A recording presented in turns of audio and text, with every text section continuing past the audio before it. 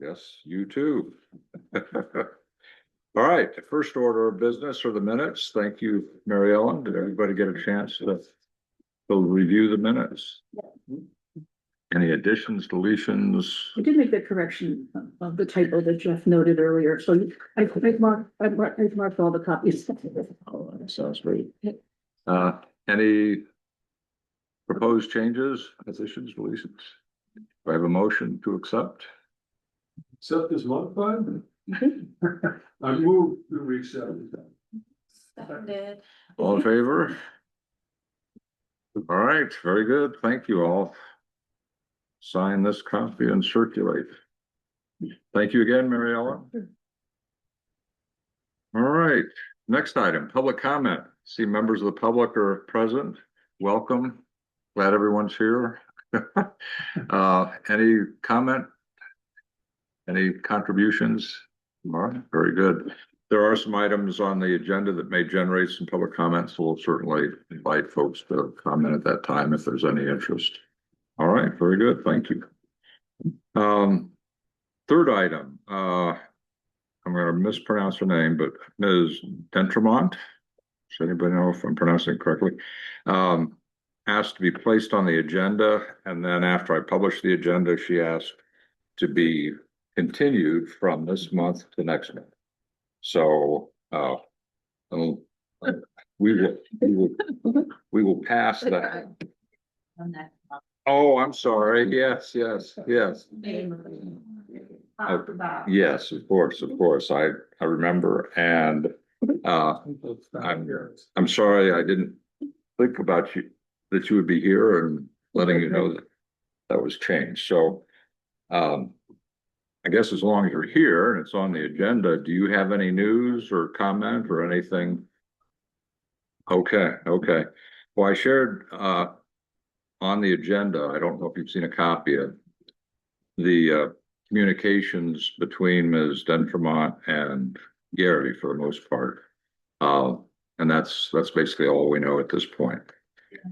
It's a little confusing because I'm not sure what she's looking for. She's looking just to use the boat.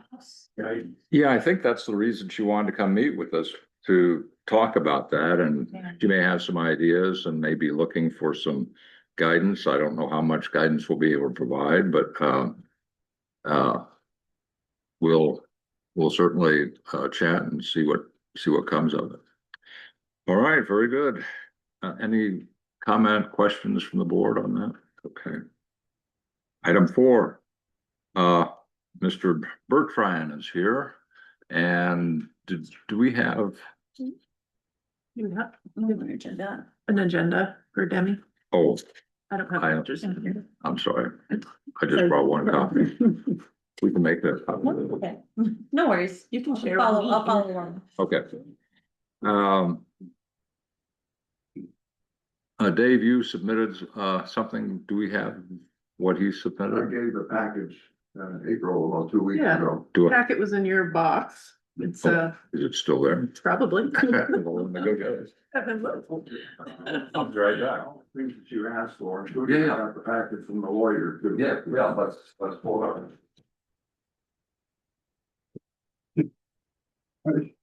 Just getting it in 2 weeks early, didn't I know, I'm sorry. I mean, it wasn't addressed to me, so I didn't open it.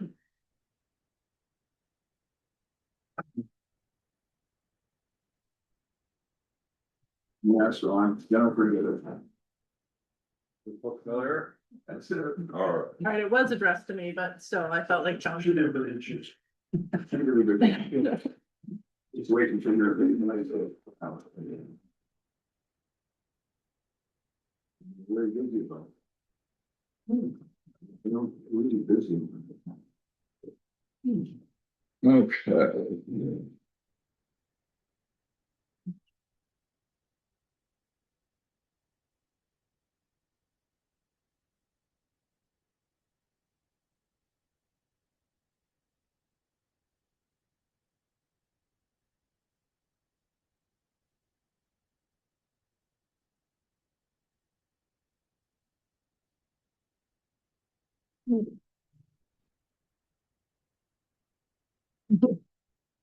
You want?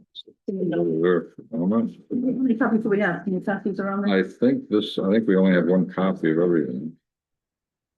So, let's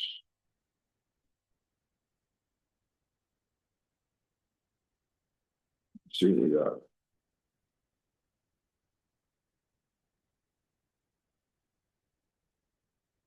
Are these two maps the same, David? No, No. at the meeting, you asked me to have one map of the original, that's the original map with all the individual lots, and then it's one map with the consolidated Yeah. lots, which is what Jennifer at the law, the new deed That's the old one. documented in the packet. Okay. New deed. Just so we have an accurate record, and you're creating or contributing to the record here, not us sorting out. Do you want to confirm which one you're presenting to us is the one you want us to approve? This is for approval. Well, I didn't see anything that The said thing is, that. This is the original one here. Okay. And I went to that place over in Damascotta, she told me about the new deed. This is the one that's for your approval. Ah, very good. Okay, And it was a legal description. okay, very good. Thank Very you. And good. then in the package, I sent the confirmation of a notification of the other landowners, plus, let me just show you the key document. Okay, Is. This shows that I own the land, which is what you wanted me to show. Those are the deeds that Okay. show I don't own it. And this is confirmation of the people I sent. I had 2 phone calls and no complaints about doing, but Okay. those, I sent it to all the other lot owners, but this is the key here, this is what the legal department. You give me the green light on that and she'll register. okay, that's the what new you're, legal description of that single piece of property. Okay. okay, And then All we right. signed this one, I believe, Yeah, right? yeah, Yeah, that was, you said you wanted to have it, that's for your file here. Right, we have to sign something. You wanted to sign it there to approve it, right. and then I'll call Jennifer and. Okay, let's make a record of what you just said. So we're all together and everybody knows what's going on. I'll take all of that All right. when you're done with it. Okay, so Mr. Bertrand, as I understand it from our conversation here just a moment ago, you have sent to us, you filed with the town a cover letter enclosing a number of documents that you want us to consider as part of your application. The first item is a multi-page printout of maps of portions of the, Well, that's the people, the other lot owners, the certificate from the post office that I sent them a certified letter. right, What I was gonna do. right, right. I had 2 phone calls, both of which they said, "You're doing it for taxes, aren't you?" I said, "Yeah." All right, all right. All right, so, Doesn't impact them. okay, so you have described an item that has several pages and stapled to that as certified mail receipts indicating that you've given notice to your neighbors Yes, of sir. this application. So that's the first item. The second item that you've shared with us is a map or a survey. The original Hilton. Lot. Right, right. And then the modified one for your approval. Okay. And the modified plan for our approval is the same as the other map that you provided, except it shows the boundaries have changed and it has a signature block for our approval tonight. That's what you asked me to do, and I had a copy and put on here for your approval, for your files, you know. Okay. And why don't, for everybody's benefit, let me hold that. And April or Mary Ellen, can you, or maybe Mr. Bertrand, with your help, can you point to us what the changes are and what we're Yeah, it's approving? just a legal description. There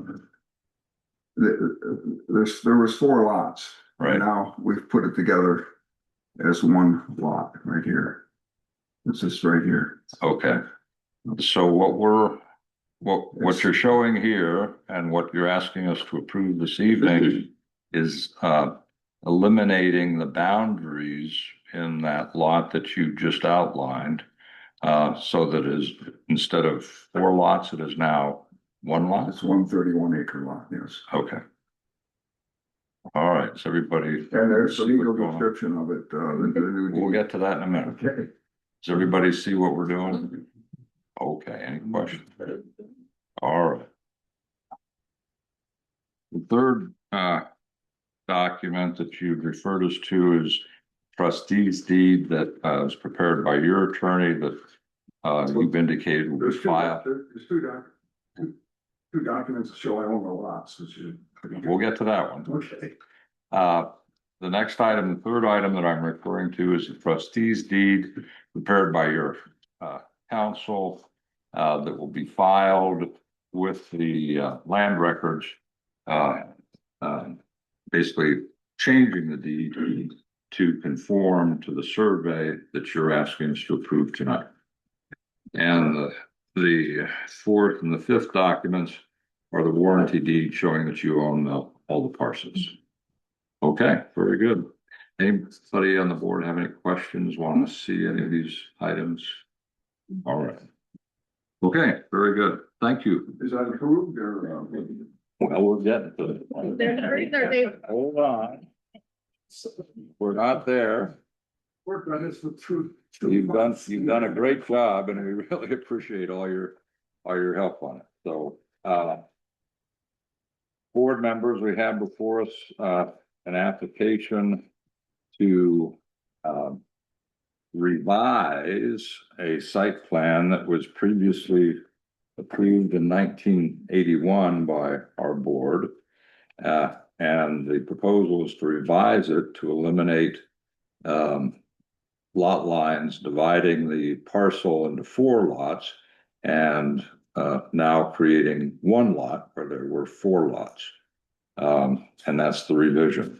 And we know, we've heard earlier that the reason for the revision was to take advantage of the tax implications that might flow from that.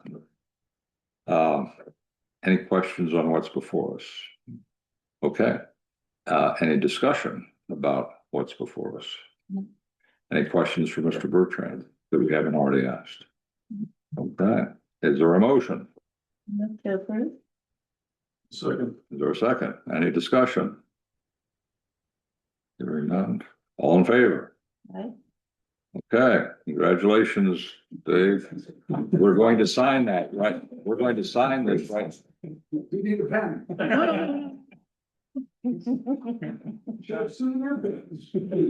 All right, what do you need to take back to your attorneys? The signed I copy? think my word that you will approve these probably. Okay, well, Hold on to that. yeah, We hold on to the original and I can get you a copy of, well, I Yeah, don't know we- how to copy something that big, but I'll figure it out. Could you, well, that's a good, idea. Could you just send me a copy of the title block that he has signed off?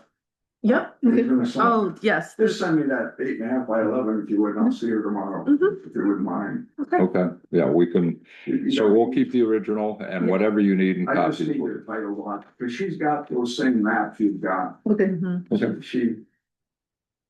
Thank you, John. Is the title block this handwritten piece? Yeah, of just say, approval? just fax that. Yep. Yeah, you got an email address. Yep. I think we Okay. all sign it, so it's gonna be a little crowded, Oh, but they're all gonna sign. for yeah, it. that's what I've That's all seen I on need. previous. Does somebody have a blue ink pen?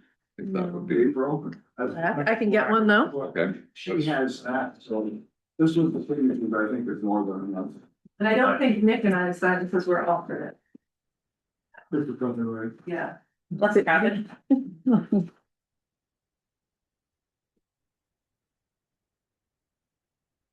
Was everything in blue?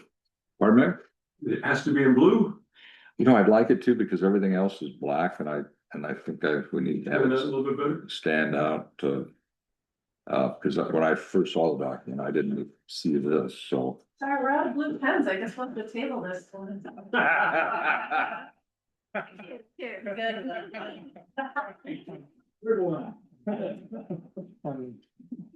All right,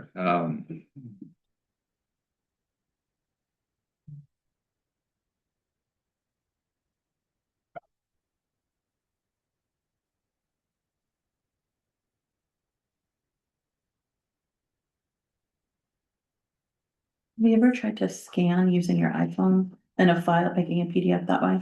Might be able, if you like splay it out on the table, sit high enough. I scanned into a Google Drive before. I didn't know you could do that into. Okay, Programs. I'll ask each of the Usually the pictures. members to put their signature on that. We'll make the rounds.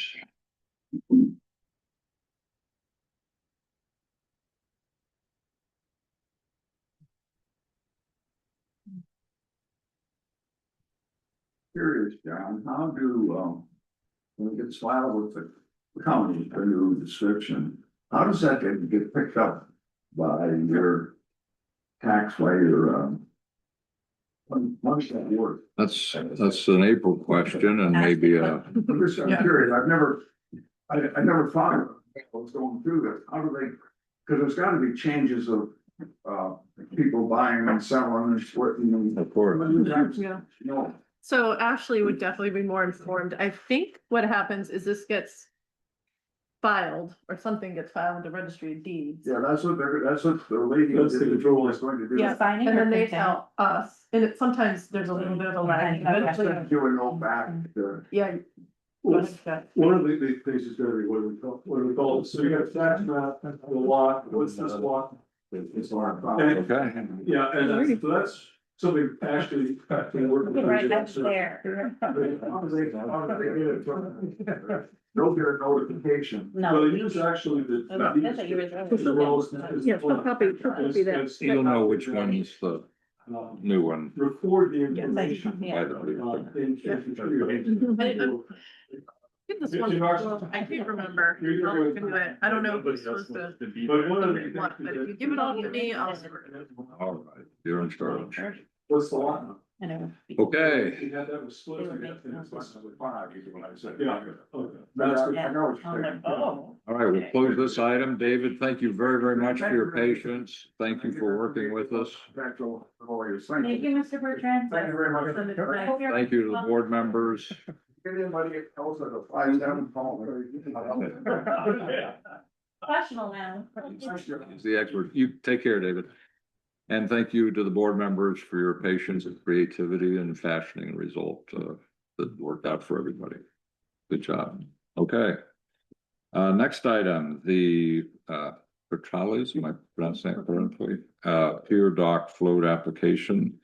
Who chaired that particular session? I think I did. Okay, would you like to report to the group? I can. I haven't quite finalized the document that we need, but I'm not on my way with that. So Nick, April and I met with Ali from Flycatcher on January 31st at 1. And so thanks to April scrolling us through the shoreline zoning ordinance and the clauses that we need to look at. We discussed everything. We discussed section 15C. So all those parts of I think there's like 9 different elements of that. And so we didn't see any problem with the proposal. I believe that they're just replacing, they're gonna raise the dock a bit, but the pier is just gonna be replaced in size, like 5 by 12, I think, is that right? 5 by 12? So it's not gonna get any bigger, but it's gonna be raised a little bit to just take into consideration future flooding situations. So, but there isn't gonna be any greater impact on the land. I think it's gonna be pinned to the ledge, so it's not gonna be any impact on the soils, if you will. Otherwise, we were freezing and we got our butts out of there as soon as we. Well, I think it's a, whatever, it was good, it was good. I mean, I think that thanks to Nick and April, we got it covered, so. Good job. Did you make the decision there? Did you have the vote there or? Well, we didn't think we could vote there, so, again, I guess whether we recommend it to the full board for approval Well, tonight, Don? I'll turn the meeting over to you to facilitate that. But yeah, what we would do is recognize the application and do you have the I paperwork? didn't print out extra copies, but. No. Did we have a hard copy? I can't remember. Yeah, I thought I the saw- property file. Yeah. Okay, Flycatcher, who handles those applications, send a big standard, their big That's standard okay. packet Yeah. with all the pictures. We have that. So we do have it. It's down the hall. I can get it if we need it, but Well, it's, I don't know if we need it. all right, well, it's the three of you who will be making the decision. So I'll leave it to you all as to what you need, to review. In order to, make the final findings, because what you'll, everything that you did there, reviewing the checklist and the, criteria, you would need to formalize. Yeah, I wasn't sure how to structure it as a, I thought I remembered us Findings of voting fact. on it and signing it at a meeting, right. right? Yeah, that's what we've done here, but And there are examples we can pull out files from ones we did. Yeah, that's what I basically did. I Yeah. pulled one up and figured out what sections we were supposed to be reading and then, Yeah, the things that you have to say, Yeah. you know, is there, the list of things that you should check, so make sure you can say, yeah, you could. the actual document is more of a summary. It says we went through this section and that section of the ordinance. So then I, with my Right. freezing fingers on my phone, had to Right, pull up the ordinance itself to get the sections. yeah, we make, It was don't we long. do findings of fact? on that? Right, but I had just kind of, I have it in draft form right now, because I wasn't sure how Okay. far to go, and I wasn't sure that the three of us would be making the final decision. You will, you're the only ones who You're- can.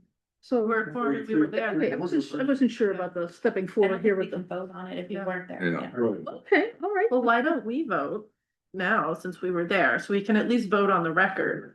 Yeah. And then when you get a final copy, we'll all sign it. Okay, And then they can get going, because that's the last piece. I've got the license, the minutes from the select board. I Right. give all this to Gary once we have our document, and Right. then he issues the permit. All right, so we need a motion from someone of the three of you. I second it. Okay, you'll, all those in favor? I well, need to hold second, on. excuse me. Oh, You- no, you. let's include in the motion that you're making findings of fact and conclusions of law. Consistent with the, With right now, it's section 15C. with the ordinance and, of the iteration of that, will follow, with your signatures, but it sounds like you did that on site, you went through Yes, the we went checklist. through them all, yep. So, you can incorporate the findings that you made on site into the record that we're making tonight, and then, formalize that or put it Okay. on paper. Yep. The Something. finding that you made on the site, at the site, and then, we'll incorporate that into a final decision. Before we do that, and I know we've got a motion pending, is there anyone of the public who, would like to comment, on that application? Hi, good evening, everyone. My name's Tim Forrester with Flycatcher. Oh, yeah, So here on behalf of the applicant, so thank you all for site visit and for the deliberation. I guess I'm just curious in the process. So will this now come to another planning board meeting, or you'll just record these findings and then that be provided to the code office?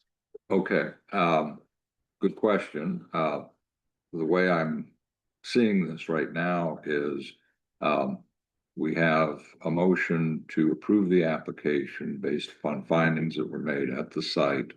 And we can approve it, or those three can approve it tonight. And then sign the final, document memorializing that approval. And it would be to call non-protunct, which means the date that signing is effective tonight. So if you need to act on it in some way or for some reason, tonight would be the effective approval, if it's approved. Well, I want to be clear, we're approving our findings of fact and Yes. conclusions, and we give it all to Gary, the code enforcement officer, who also gets to do his own visit. Right. Either he's already done it or he'll do it once he has the stuff. And then I think Gary is the approver. He's the permit, right? He issues the He permit, issues the permit. but he does it pending this. Anyone know why we do it this way? Because Tim, you were questioning it, right? My only concern is just timing. Well, if we don't have to do all these layers, by all means, I figured it was state law. I inherited this process. When I came on board, I talked to Gary. I talked to the planning board chair at the time. I wrote it all down. I was like, wow, this is terrible. And I've been doing it that way ever since. But I don't know why. I thought it was state law. No? The different responsibilities, who has the authority. So the select board has certain responsibilities that they're supposed to fulfill to do this. So why? The plant, Well, we're Why making, doesn't like Ted do we, that? we are the That would be authority, weird. hold on, we're the authority that makes the decision. Mhm. Gary can issue the permit, but he can't issue that permit unless we vote to approve it. It's under our table. So his process is more ministerial as opposed to substantive. But my understanding is that our process is more complicated and time consuming than other towns, and it That- doesn't have to be this arduous. I'm sure you will get, I'm I'm sure you'll get, Tim's made that case before. I'm sure you'll get unanimous approval of that, but it's not something we can do anything Yeah. with tonight. The root of my question was simply to try to figure out a timeline so I can let the contractor know when Yeah. we're gonna start. So, you know, I can't speak to what triggers you're operating under. So if you need to have a permit before you can do something, you need to talk to Gary. Yeah. We are approving the, application and that it's consistent with the ordinances, it meets the requirements of the ordinances. And that will be, assuming it's voted on, that will be approved as of tonight. But if the date that triggers whatever you need to do is not that approval, but the issuance of a permit, you'll need to talk to Gary. Understood. Thank you very much. Of course, of course. Thank you for asking the questions. Yes. I think given the nature of this, expediting as you've done is great. But in the past, and this is kind of going back to how we do things, usually we approve the document that states the findings of fact. Mhm. So, and I apologize, I couldn't come to the site review. But, or you should kind of work up a draft. So I do have a draft, Okay, but I just didn't finalize it because I wasn't sure. well, and actually, we would sign it there. I'm sorry? That's the last step in the. So it'd be. You signing? Well, hold on. But- We're but- talking, yeah, We let's, vote at that time, and we could sign the document at that time.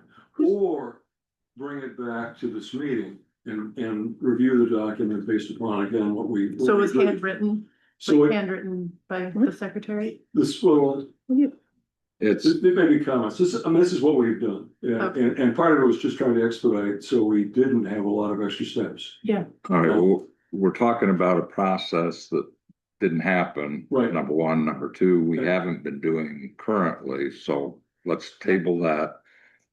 Do you have something you want to print out and have? No, Folks no, because review. I'm, you know, I want to be Yeah. more of a protectionist about it. But Okay. again, my question then is if we finalize this, or if I finalize this, get us out to April and Nick, and we agree and sign it. That's it. But you need a meeting to do that. Right, so we need to vote now. And we have a motion and a second, Well, Okay. okay, But the and we'll full sign board it does- later. The full board has no other role once we, okay, all right. and the That's fine. full board has no role If in you could making print any that out, decision. could you sign it tonight? Well, I don't like to be sloppy about things, so, you know, whatever. No, perfect. Well, Put it up on sign. All right, let's, And we'll just sign it later. We do this all the time. Yeah. This one. let's be, My first time was Discipline. finding it like that. all right, hold on. The three of you are agreeing to the findings of fact. Do you Mhm. want Mary Ellen to read them? No, we were there. We were there. Okay, And there wasn't like, there's not a lot of narrative here. It was like, We had yeah. nine different Yes. criteria and we talked about each one of them. Yeah. Okay. And we all agreed on them, yeah, and we all right, talked. well, is it, We inspected the site. yep, and we're just trying to make an accurate record, so as long as the three of you agree to whatever she's written down, then, we can vote on it tonight, or you all can vote on it tonight, and you'll just memorialize. What If everybody- her written record is wildly inaccurate, we won't sign it. So basically, I'm saying the planning board finds based on evidence in the application and information gathered during the site visit that the criterion standards contained in section 15C are satisfied. And then I list those criteria. There's 9 criteria there. Okay, And that's about it. okay, Aside from it being imperfectly formatted, that's about it. okay.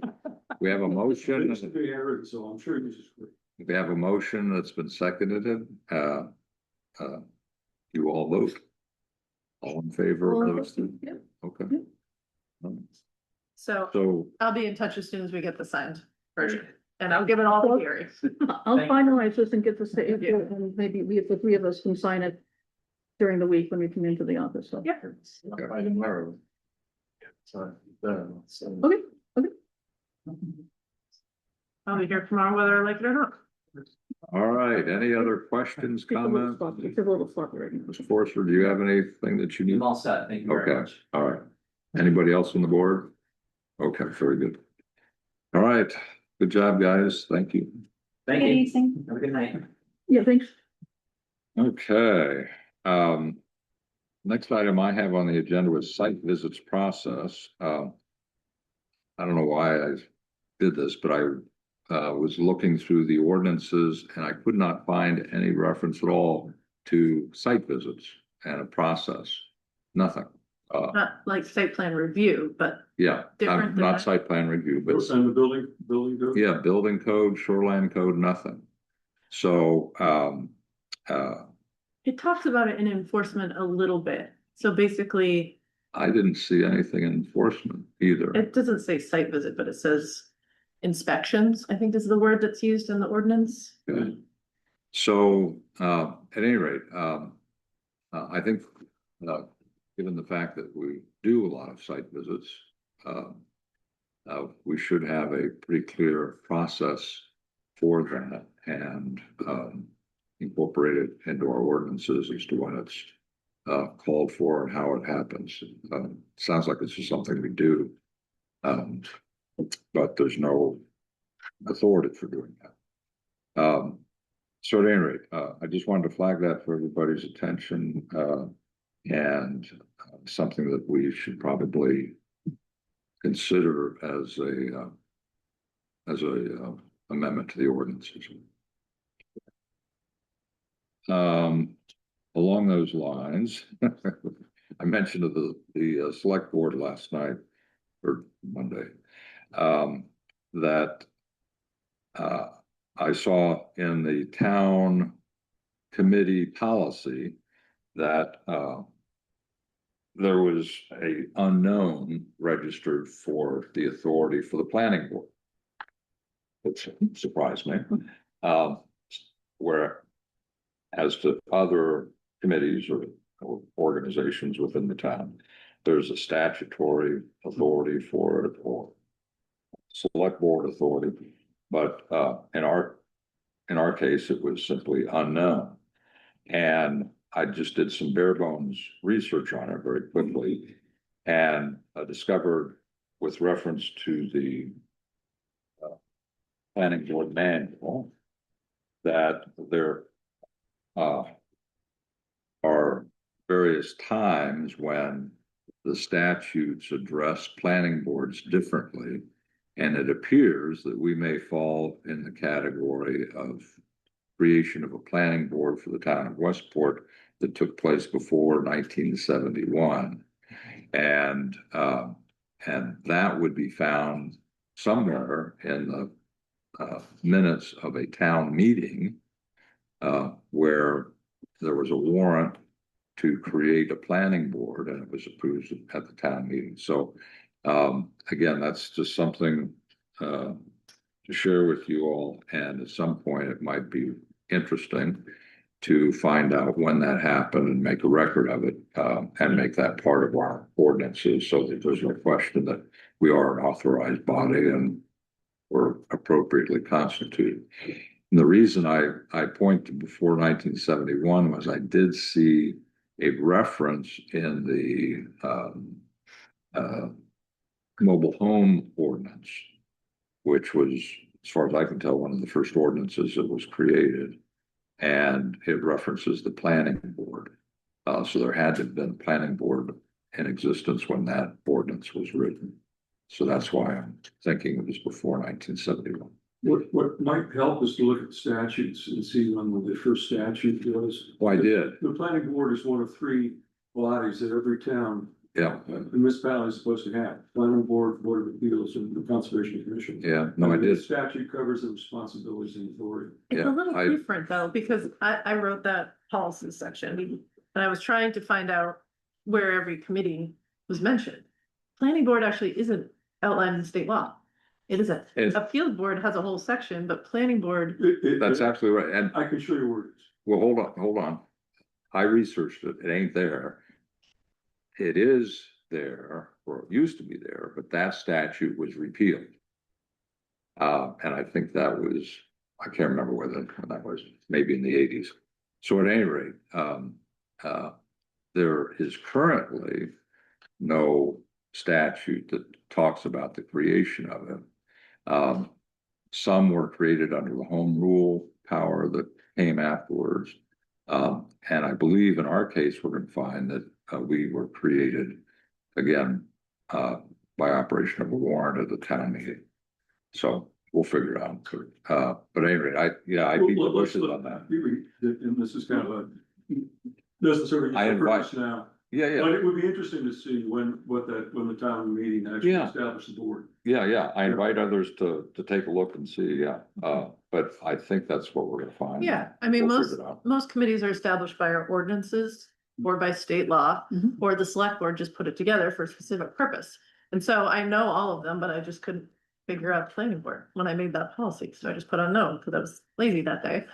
But we can look into it more, it's probably in a town meeting warrant, and Yeah. it just is a matter of opening them up. What's the website Gabe puts everything on? I can't remember it now. The state repository, Yeah. he's been putting them all up there, But yeah, it's part of this state. right, so you can just command F For- planning board and go, it's a pain, so you have to open each year, but we can get it. Does it surprise me? I fully expected to find a statute that said, here's how you create a planning board. And there used to be one, Yeah, but it was repealed. there's existing statute that's not repealed that references the role responsibilities, and if you don't. If you have a planning board, it takes the responsibilities that otherwise are assigned to the land use regulation body, and that's changed its name too. Yeah, And that's the statute, what that was listing zoning in terms of responsibilities, because it also establishes the statutory responsibility for zones. And the names of them, but it's all part of that. Yeah, some I of saw the, references there as well, that about having to have a planning body. yeah, Well- send me the link and I'll, we can put it in the policy, but we should also find the town meeting and I'll put that in the policy. yeah. Well, it'd be a good idea. We've never worried about it. It's just, I It's- know it's probably shocking to It will see it if never you're come reading up. it, but. It will never be of any interest to you. Okay. Next item, proposed ordinances for the town meeting.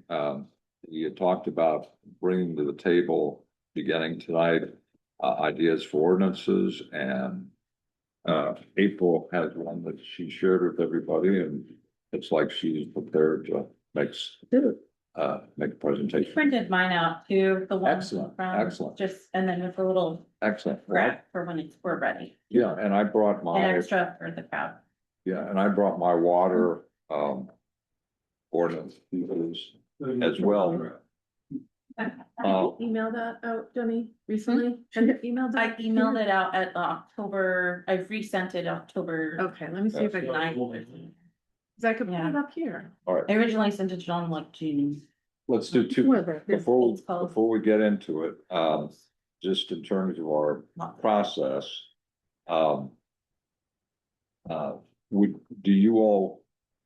Would you all like to have a work study or a work study session? Devoted just to ordinances, sometime between now and the next meeting? I think we probably maybe need to. I think it's important in terms of land use ordinance stuff I've been picking away at. I need to hear from Colin. Yeah. He's Yeah. probably gonna do this, like, so don't think of this as what we're doing. No, This is- well, I don't know. How the select board is gonna wanna handle this, but it wouldn't hurt, I suppose, if we had an opportunity to run whatever we have through the legal part of MMA too. Sooner rather than later. But anyway, in terms of meeting, would you all like to try to have a special meeting? And we'll try to keep it to an hour. Between now and our next meeting, and if so, when might we wanna do that? Colin Clark, we confirmed the meeting with him, Colin, but his name's Colin. Oh, Yeah, I think the for another position. I asked him, double check. We have a meeting date? Yeah, between our committee next Thursday, right? Next Thursday at 10 a.m. here at the town office. wait, okay, you're getting ahead of me now. This is your subcommittee? Our subcommittee Okay. scheduled a meeting with Colin Clark, Okay, so let's come to that here in a minute. Let's just talk first about a special meeting that we want to have regarding ordinances. When would we like to do that? Well, I was wondering, do we want to make it the same day so that the whole board can meet with him? I'm just. It sounds like you all are going to have a lot to talk with him about. And I don't want to compete with that with, proposed ordinances and just kind of brainstorming what proposed ordinances we Okay. might want to do. So keep that, obviously do what you're Yeah. doing there. And we won't try to schedule anything with you to do that. But when would we like to meet, to do something?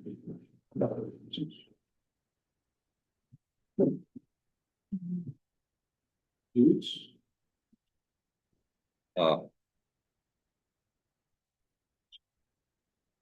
I could do 2 weeks. Yeah. we're gonna be gone for 2 weeks,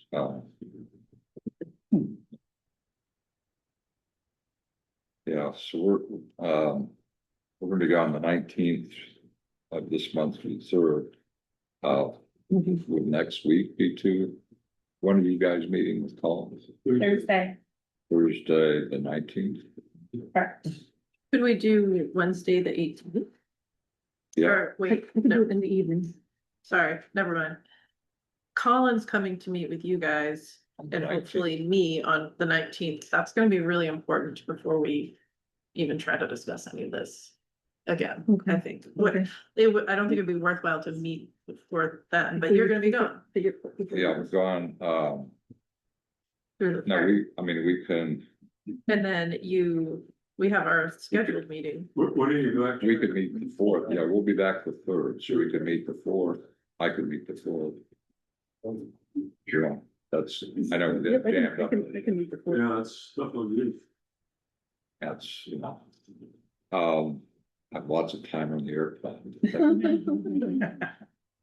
I mean, alternatively, we could meet, later in March, but, we want to try to get something to the town, probably April-ish. So,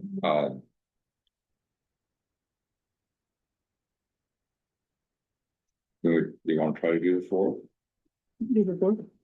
We could, and it doesn't have to be a Wednesday. Yes, And yep, you're thinking yep, you. yep. You're thinking. I can do the evening, I Yeah. can't do it during the day, really. Okay, so. Yep. And we could meet on a weekend, I suppose, too. No, no. How about, how about, We're losing, listen as to what's going on here. we're losing our audience, sorry. Sorry. fun stuff? Yeah. Well, we're trying to learn how things work on the Yeah, island. yeah. now. 5 years, so we can find out a little something. Yeah. Before meeting, but I'm getting the gist of it. Thanks for your patience, thanks for being here. Uh, Thursday, the 5th, 5 to 6 to our usual time, 6 to 8-ish or 7. You can't meet on the 4th? He's fine in on the 3rd. Yeah, I can be here on the 4th. You could be here on the 4th, which is Wednesday, the day after, but the 5th is open for me. Just checking that would give John a little breathing room Yeah. from his trip. It's like family visiting, but I have family visiting that. You wanna do the 5th? Could we do it like, or is it in the evening on the 5th? I have family visiting, so. I could do Um, the 4th, that's not a problem. I could do earlier in the 5th, like if it's earlier in the day. Yeah, I think, Mary Ellen's working, I'm working, Oh. I could do weekends fine. Families visiting Alright, that weekend. Let's do so- Wednesday, the 4th. Okay. Okay, Okay, the 4th. Sorry, John. No, I'm totally fine with it. That's all good. All right, let's do Wednesday, the 4th. 6 to 8, I think, or 6 to 7. Yeah. We'll see how that works out, yeah. Yeah, And that's April. gonna happen, but yeah. And we should probably advertise that as a work study on ordinances so that anybody, public, wise, who might be interested would attend. Goodness. Okay, very good. Thank you. Mhm. And the second point, Denny, you've got something, I've got something I'll distribute later on too. After we meet with Cole, we'll probably have something. Yeah. Oh, yeah. And when are you all meeting with him again? Next Thursday morning. Oh, I'll be gone. Okay. We have some discussion items, but we want to run them over with Cole. Or Next Thursday, the 19th. So I would love to grab him while he's here. I'm sure he'll have some thoughts on this, but I don't wanna conflict with your meeting. Is your, piggyback. yeah, I could piggyback. I did just ask for that day off, but it's kind of planning board business, and if Colin's here, I'm gonna wanna definitely grab him. So, What time is that meeting on Thursday? 10 a.m. 10? 10 a.m. Yeah, 10 a.m. Thursday, the 19th, 10 a.m. I was thinking I might try to zoom in if I can. Yeah, we're gonna be on our plans. Okay. I could like put on an automated like note taker, so we could just, it would summarize what we talked about and everything like that. Yeah, Use of technology. yeah. Yeah. Okay, yeah, that's just to have fun. You Thanks. guys will do great. Gonna tell us all the ways that You guys we're. are they're great. much totally. Also, Yeah. John, Susan is very anxious to have her proposed ordinance, Susan Gallagher. Consider. Oh, She thought we had been discussing tonight, you mentioned that issue was coming, I said, I didn't picture anything, Jen, but she begs to be on the agenda within the next month. oh, Did she send us I a wish. finished product that she wanted?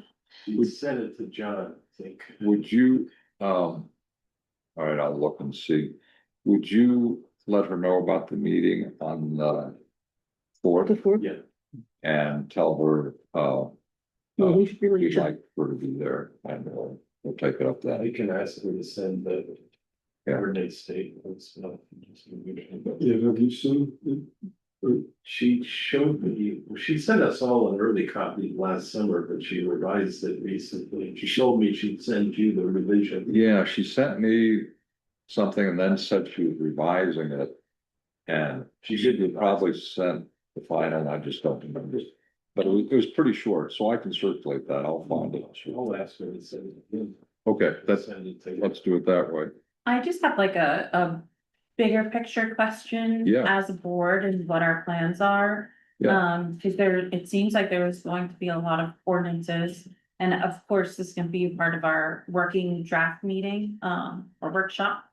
But are we going to, look at all of the ordinances and maybe pick the best 3 of many? Because because of the, I can see because of the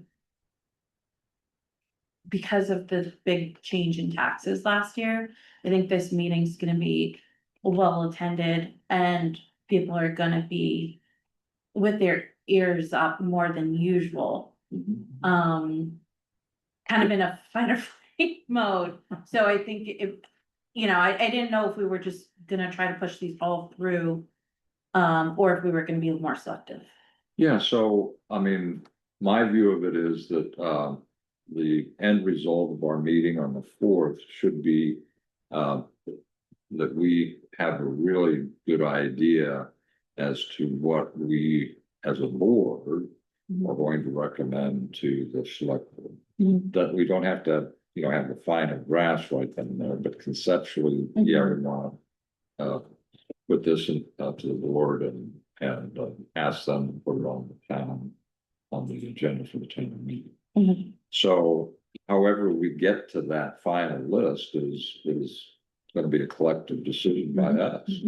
And whatever things, we want to use to measure how we do that and what we do is up to us individually. So if there are concerns about that kind of thing, then that'll play out in our Yeah. conversations. I just didn't know if we were trying to get, shoot for everything to make it to the select board, or if we were trying to hone in on like. Whether it be a few or a few that supported the recent research done with the water. Groundwater study and everything like that, or just some things that were structurally needed. Right. I, and I fully understand what you're saying. I would like to have, if not a consensus, a vote taken on what we want to put in front of the town. That's not the final decision, of Right. course. We refine it and then take a final vote as to what we're going to submit to the select board. Gotcha.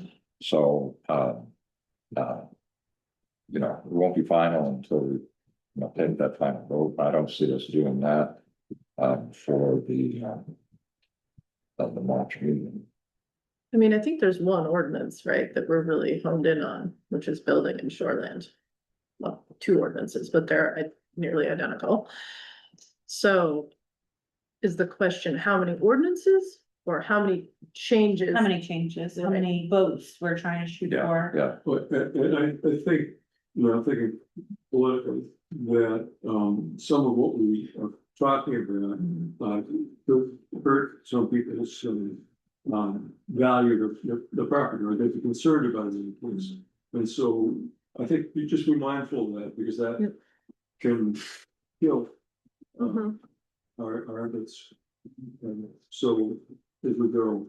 Yeah, I'm not looking at anything that would change property values. I think more than maybe the mapping. Is that what you mean? Well, that is a factor potential, and some of it gets into uncertainty. Yeah, well, I'm But- more looking at like just streamlining and eliminating redundancy, not really editing or changing how people Yeah. are taxed, God forbid. But yeah, yeah, I mean, let's, Sorry to open the can of beef. yeah. But are you guys looking at things that would change taxation? Yeah, mine was. First of all, the updating the mapping, I don't think needs to go to the town meeting at all, that's just. That's the part of that, we're supposed to have that in the state charts anyway, these things. I think, so the shoreland zoning ordinance has an official map that accompanies it. And that, I think, I don't know how you have the town vote on a map, but Well, that's what I'm asking, is. Yeah. Can we update the map without a town meeting, it's supposed to have a map. yeah, that's a good question for Colin. Did you get? On that is the Yeah, but question. it's terrible. It's the one I had. And I Oh, was like, still? this can't be accurate. I had found a map and I it's think so. 1997. And the date. potential. It's missing a zone. okay, hold on, we gotta go. Setbacks. That's, But the map just shows them, doesn't change the ordinance. Question then, because it might be useful to change the map first. Just so people see visually what's different and worry about what's going to change. let's see, I think that's kind of walking through the steps. This is kind of a little aside, but that's part of what I want from what you put out in the discussion. So we should talk about it. What is it we're actually proposing? Well, that's, yeah. Yeah. Yeah. Well, we'll talk Yeah, to Colin about and- that. We have discussion items. Yeah. Yeah. And given all the work that you guys are putting in on this, I don't necessarily think we should rush to that decision. I think this is kind of thing that's going to evolve and Well, present itself. So I don't want folks to feel unnecessarily pressured to come up with a final thing yet. It may be, we don't get to that point for another 6 months or so. step one and an urgent step is to get our current map to match our current ordinance, whether or not we Right. change this at all. Mhm. I do think we should address that and we should address that as soon as possible because that has enforcement implications. And I think that's gonna be Colin's line. That's what I've been hearing from him. Okay. Well, this is So, really but- much what I'm talking about, Yeah. not changing the zoning. Right. Updating the map. right, just getting ourselves organized, so we know what we're dealing with, and then if we need to propose changes next year, the year after, we are working with a accurate map. Yeah, but it's not just our ordinance, it's also the state statutes and all. Right. But in the case of like LD 2003, which is the ADU, where that was state mandated, we still had to bring it to a vote to the town. So it's kind of funny that way, where we do bring it to a vote with the town. I mean, if they say no, then we're in violation of the state, but like Again, I'm just looking Yeah. at what's. the on map, yeah. I think that's a question for Colin. I have no I mean, idea. like the setbacks are part of the state statutes. Mhm. The ordinance is our interpretation of yielding setbacks. Mhm. The tricky thing is going to change in the wording of the ordinance. To be compliant with state statute, it's still a change that I think has to go through. Oh, yeah. Yeah. absolutely. Yeah, absolutely. Yeah, Yes. I'm just. so I think your point about the map, We per can se, update the map first. So- To this thing. yeah, In regards to the proposals, I think, what we're looking at as a subcommittee and what we are about to present to us, those are an effort to kind of come across as well, more complete and correct with whatever is existing, but the nature of or the change that I'm making is definitely changing. Yeah. Yeah, Well, what I'm proposing, I mean, you all know I've been beating the drum about the water stuff, and what I'm gonna propose is gonna be controversial. right. And, we'll decide whatever they want to Same with- decide. Same with mine too, because it has to do with lot coverage, but it also references water study. And also has to do with, because a lot of the issues that we saw from the water study, salt intrusion were actually from the roads and driveways. Right. So that was also something I So, put on the back, yeah, is, setbacks for driveways to those. yeah, so at this point, I don't want us to be shy about putting out there whatever we want to put out there. And, at some point, even though there may be sensitivities to certain issues, I think we just gotta get it out there, let the town talk about this stuff. And if Yeah. they decide, hey, we don't wanna go there, then the town's made a decision. But I think it would be short-sighted for us to prejudge what's going to offend the I agree, town yeah. and not put something out in front of them. When, we really need to get. Yeah, and the select board might make some of those political decisions for us. Yeah. They could be like, Well, look, they will definitely have to, when it comes to crafting the warrant articles. Yes. There's an instruction, so that things don't all go down in one way. Yeah. But I think we should do what we think is right, what we think is gonna be best for the town, propose that. They may not agree, but let's at least put forward our best argument. Yeah, and, So, question, what is the physical step that will be taking place to change the maps? no idea. We'll find out next week. That's what we're gonna find out. Join us if you. So I'm wondering, we're using ArcGIS, right? Yes, Is that where it's gonna come from? Are they gonna have to redo their maps or? I think they have, a lot of the layers are already there. Yeah, What's missing is the tax map does not include a lot of the wetlands that the state marks okay, has. yeah, And the way the ordinance was written, it doesn't even treat all the wetlands that are on that, let alone all the ones that aren't on right, that. yeah, But the statute requires that those be on the map. yeah. So getting more of the proof in that. But the map just shows them. Yeah. It doesn't by itself change the ordinances. Do we worry about the fact that the GIS maps aren't accurate to the actual border lines on the? I don't think so, because in the end, with the shoreline. Well, the actual saltwater shore, it doesn't change much. Right, So people map it out, but as Gary was saying last time, when it comes to actually wetlands or freshwater creeks, in the end. They actually have to go down there and figure out where it is. Exactly, And yeah. measure it, so the map is just an approximation. right. It's not definitive. And so then we have to get the money to do that as well. Well, that's on a site site basis, but Gary said on the fresh water, that's on the applicant's burden. So go down there and map out exactly where it is. Because in like a case of being able to do what they want to do with the permit, they'd have to show and say, oh, we are this far away. Yeah. What the map tells Gary is a big wetlands issue. here. Yes, you can make that big, thinking. So that puts the proof of burden. Too big. Okay, I think we're All ready. right. We're ready for April. I'm gonna trot through this really fast. I don't wanna discuss, Right. questions, okay. Yeah, just lay it But out. I just wanna lay it out. Okay. Because I want you guys to mull it over. We'll talk to Colin and then we're gonna come back to it. Okay. So basically what I did, there's a little key at the top here. I took the building code ordinance, the shoreland ordinance, and the model DEP shoreland ordinance. And I compared them, and where I could, I melded them together. And here and there I made choices like, oh, this language is basically identical, but this is better. And I would strike through redundancy. I added an entire section on what we might do about CFMAs, just to get it down so that people can argue about it. And so Colin can tell us. So you're proposing this as one unified document, or one unified ordinance? I don't think Colin's gonna wanna let us do it. Okay. So it was kind of an exercise to figure out where the redundancy Got it, was. I think got it. parts of it we'll be able to use. And, Okay. but I think it was a very useful exercise to figure out where the redundancies are, where the language is better, where it's conflicting. Okay, So, all right, go for it. Are there any different definitions? yes. Many, so many. You'll see, it's like a rainbow when you get down there. The Yeah. whole thing's a little hard to look at. There was It is. no other way to do it because to show these combinations, I had to. So purpose is really easy. The building code ordinance actually has a pretty nice intro, so I went with their version here.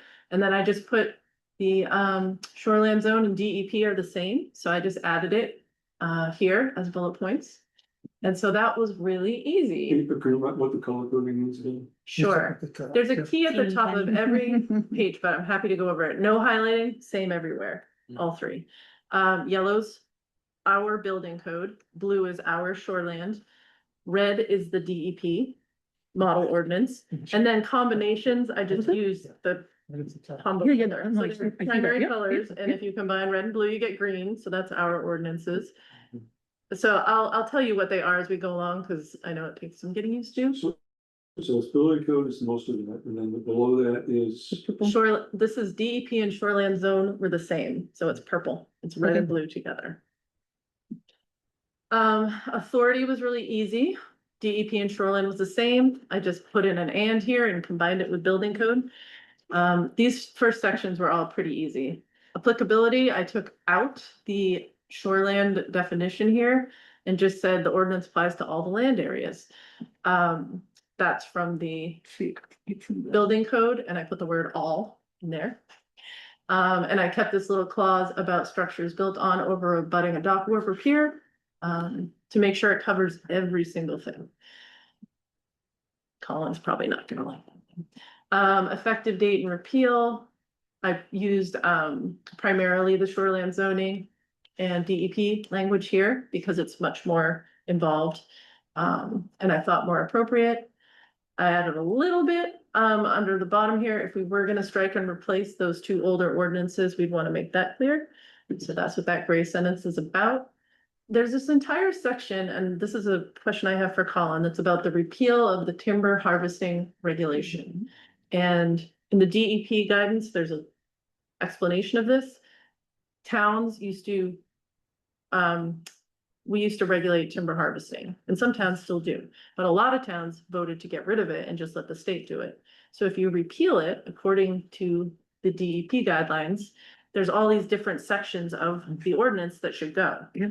So for some reason, we put the fact that we repealed it in the ordinance, which seems weird. If you repeal something, you don't talk about it and put it in your ordinance, and we did not take out any of those timber harvesting sections. We still have them all. So you're gonna see throughout here places where I struck through Okay. to try to take those pieces out, because that is all state regulated now. So that's this huge blue section Okay. that is only in our shoreland zoning ordinance. Okay. And then I took out the building code stuff. Okay, availability is all very similar, except I kind of got a little more specific about a digital copy. The shoreline zone ordinance parts don't talk about that. They only talk about the physical map. Mm. The building code talks about the digital version. So I just tried to meld the Okay. language to say we'll have both things. Severability is the same, except shoreline zone DEP version was a little bit better. Conflicts with other ordinances, very similar. Okay. Amendments, primarily went with DEP shoreline because it's more restrictive. You have to run it by Colin to get it approved. So I just went with the more restrictive process. I struck out, the yellow stuff I struck out is like how you might go about, getting an amendment on the warrant. I don't think you have to describe that in the ordinance. have to do Like, that's part of state law. So I felt like that was unnecessary. Districts and zoning maps. I made some slight changes to wording. Instead of saying the official shoreline zoning map, I just the official zoning map. Again, I don't know if Colin's gonna let us do that. Sometimes confusing to see that. Yep. But it is our official zoning map. It covers the whole island, not just the shoreline. So I feel like that We may be a special case. confusing. So we identify 4 zones, as you guys know. The reason these 2 are green is because it's only in our ordinances, not the DEP Okay. model Yeah. ordinance. Mhm. We made up limited development and we combined 2 DEP zones to make limited residential commercial. I plopped their zones down here just for a reference. We can see them. You know, I think it makes sense for us to combine residential commercial. I don't think we need these development ones. I kind of wonder if we need a stream one. We do have a bunch of streams. Yeah, we should have a stream. That's one of Yeah. our recommendations. And I don't know about limited development, and I don't really understand where that came Well, from, but Gary explained that, that's parcel designations and they carved out the grandfather properties and told it. So- those are the ones we might want to look at a little bit. Is, do we need limited development? Yes, we do. And, And Colin explained to us why, and so did Gary in the last meeting. okay, Is because those are grandfather properties that were before the resource protection. yeah, So that they have certain, because that they were there before that area was designated as resource so protection. that they can develop Correct. But we residentially. don't do that on the. Well, again, They're grandfather. Right. We can, I just put it in here. I want to show you guys and then we'll discuss it, but I'm not. I'll refrain from giving my opinion as much as possible. I should know this, but the districts, so Yeah, do we have those districts under the building code and the shoreline zone? we do. Yes, but they're slightly different, which is part of Oh, my jeez. aggravation. They're Mhm, described slightly differently. We're about to get to it though. I'll show you. Scale of the map is really straightforward. Certification of the official zoning map is a little more, I went with the DEP shoreline version. And I talk about a digital version again to make sure there's both. Changes are, it's all very similar. But changes do have to be approved by the commissioner for any shoreline stuff, so I popped in that language at the end. Interpretation of the district boundaries. Pretty much the same. I know it looks like there's a lot of changes here, but it was just slightly different wording, so that section was pretty easy. Land use requirements was mercifully all the same. Non-conformance. Slight differences here in the purpose section. All of the general was the same. This section I struggled with and I wasn't really able to reconcile it. The building code language is tucked within the shoreline zoning language, but the shoreline zoning adds a ton of additional language that's outside of both the building and the DEP language. And then the DEP has a ton of additional language that we didn't put in here. So there's so much difference. And I didn't paste the DEP in because it would have made it like a bunch of pages longer. But it's easily accessible online and I can share that with you guys too. But this was one where I couldn't really show changes and deal with it because it was just way too different. So I don't know why we have those differences. It'd be good to discuss. Did you notice any themes in the differences? Was there anything particular to the shoreline zone?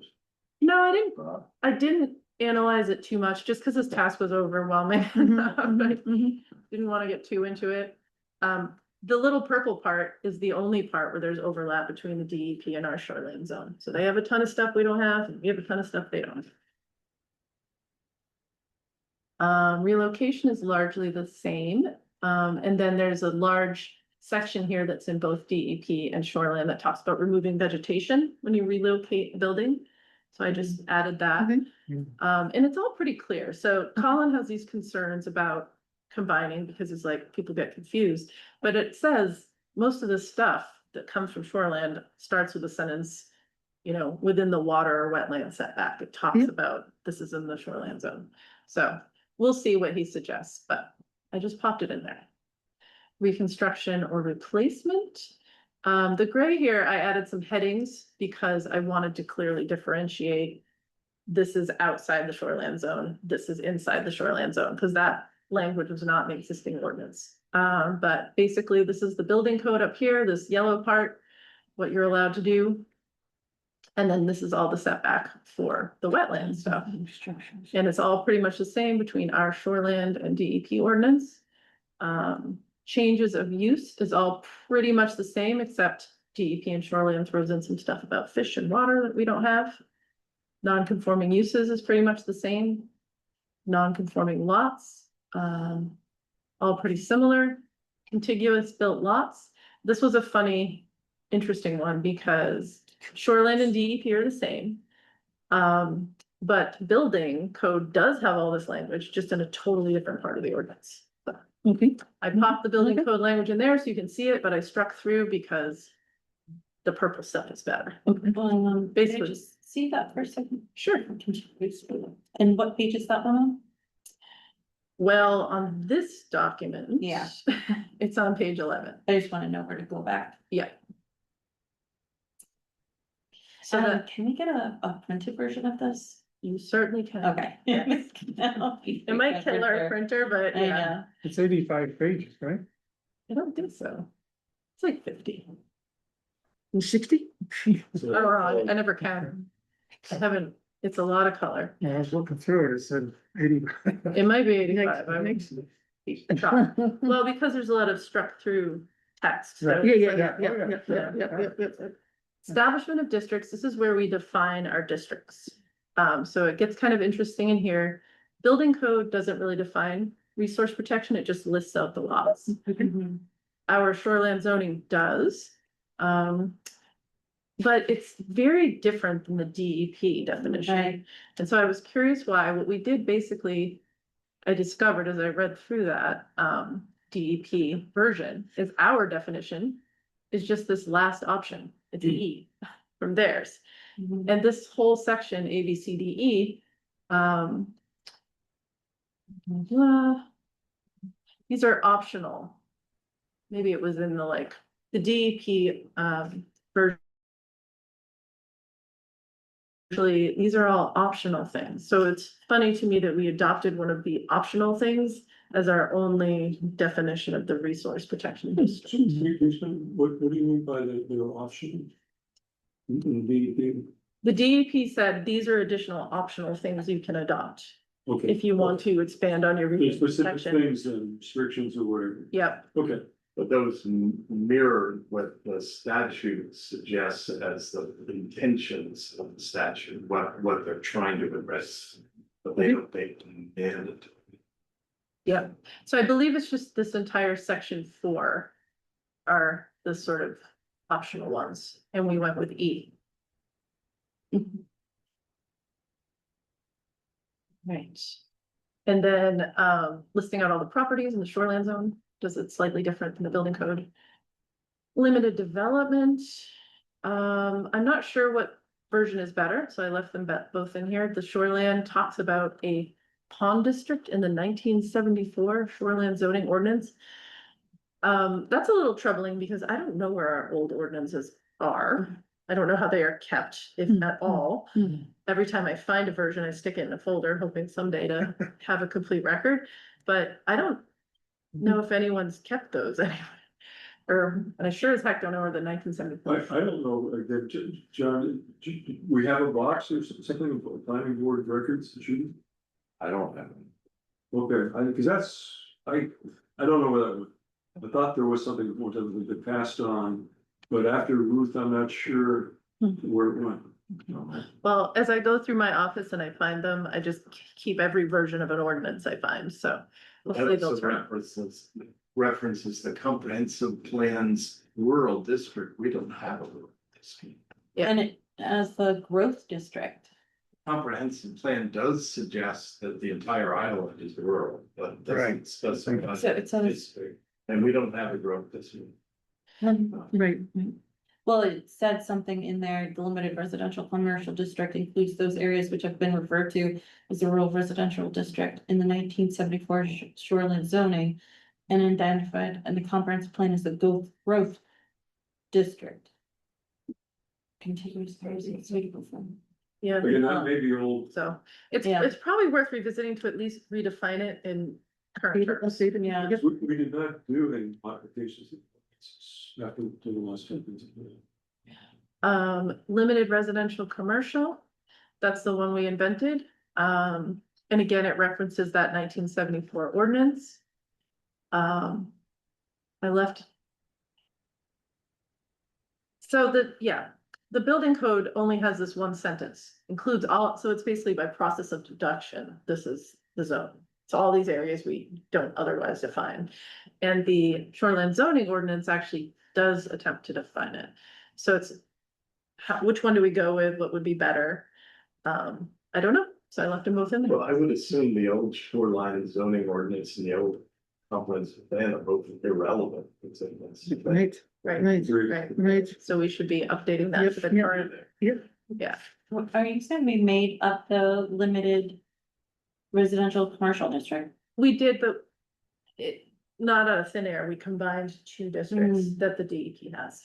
But I don't know, Gotcha. Cause that Um, is technically the entire island other than the shoreline zone and the resource protection limited development, yeah. and I think that's why the building code defines it by deduction and just says everything we don't define is this, which might be fine, but I just thought we probably should look. It includes, the way we define it, it includes a lot of wetlands. Yeah, That's in, okay, the Right. CFMA is gonna be terrible, so just buckle up. Yeah. It's, cause it's just a little hard to deal with. Yeah. Because ours is so different than the states. So In different now. I'm going to explain it. So the purple part is in both shoreline and DEP, and they both just reference the table of land uses. They say the CFMA district is defined by what is said in the table of land uses. Section 14. So that's all they do. That's all they do in common. And then if you look at the DEP one, it goes on and it sort of lists these factors for defining a CFMA. We've been over this, that's tough for us to do because we don't really have a area per se.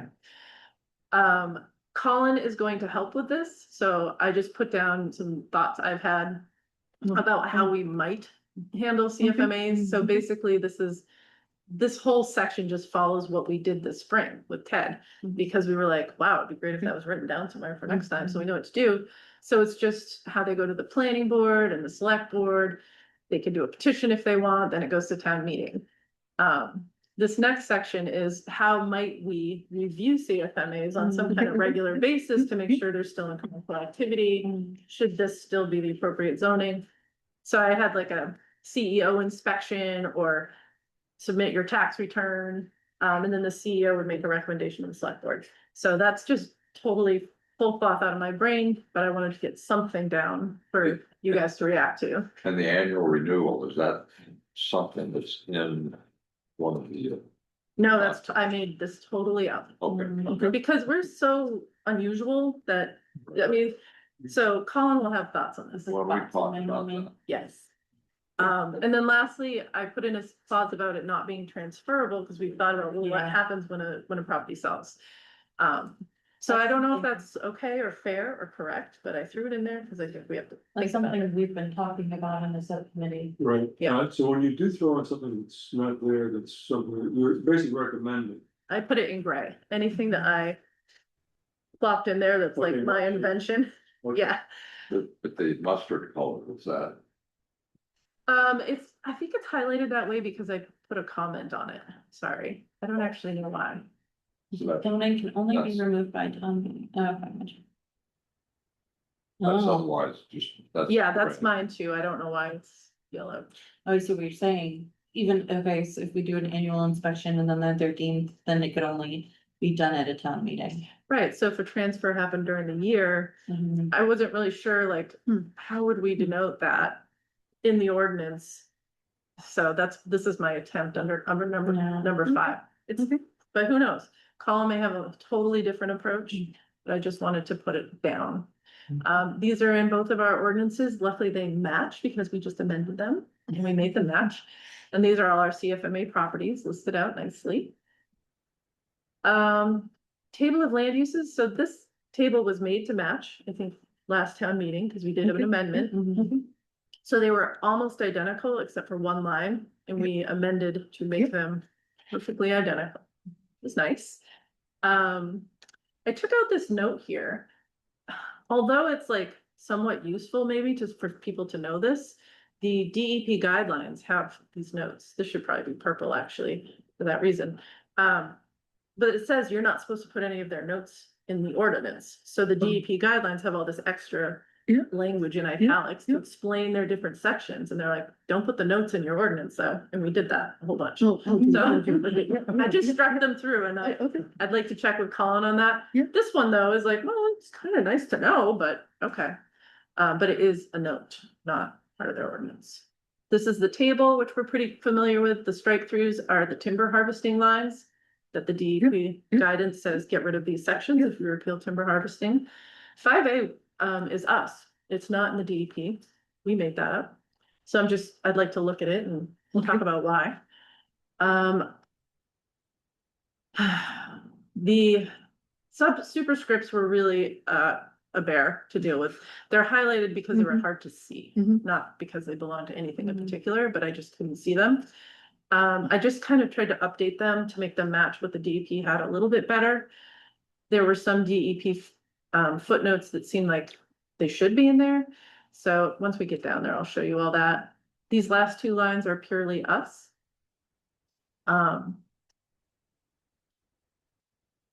And yeah, so these are some of the footnotes I added from their ordinance that weren't here that kind of seem like they ought to be, but we can look through that.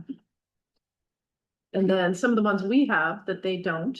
I think this might be where we end up obligating ourselves to do all these awful hearings when we have pure ramp floats, might be these very footnotes. So I'd like to look at that. But all in all, pretty similar, even though it gets a little colorful at the bottom. Land use standards.